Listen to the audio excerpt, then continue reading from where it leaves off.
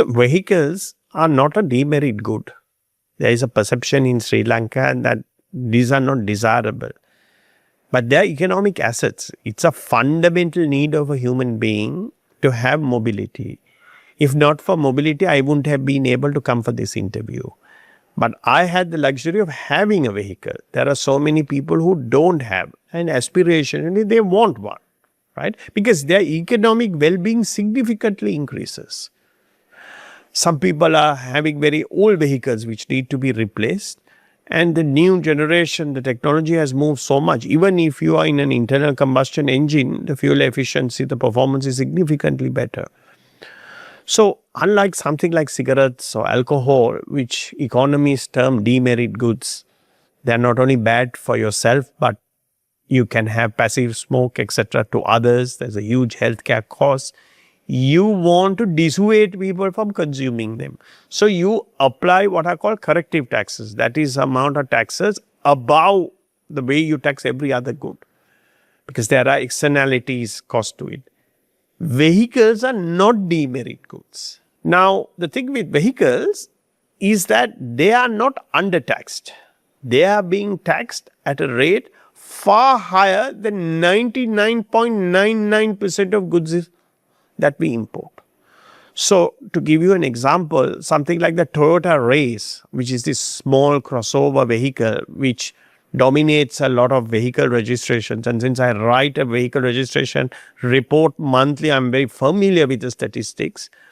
The tax on that is about 120% because we have an excise tax based on engine size, a luxury tax, there is VAT, there is SSL.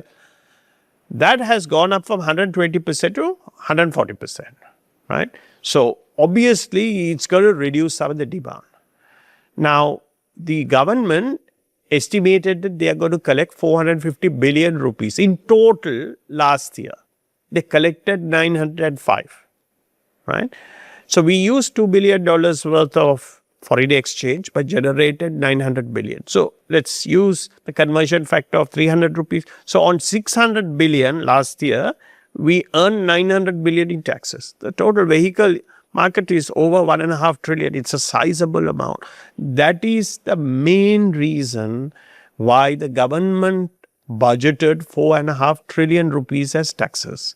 They got 5. Very, very few instances. I can't remember a single instance where the actual revenue collection was in excess of what was budgeted, right? So, you are exploiting a behavioral trend in Sri Lankan consumers that, the wealthier class desire to have a vehicle, but they are paying handsomely for it. So, you are not misallocating resources, you are not subsidizing, right?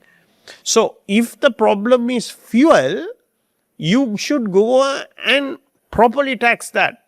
Now, as I said, it's about 110 rupees the tax on diesel, right? Because some of the tax is based on VAT and that's going up because the value is going up. You have announced a subsidy of 100 rupees.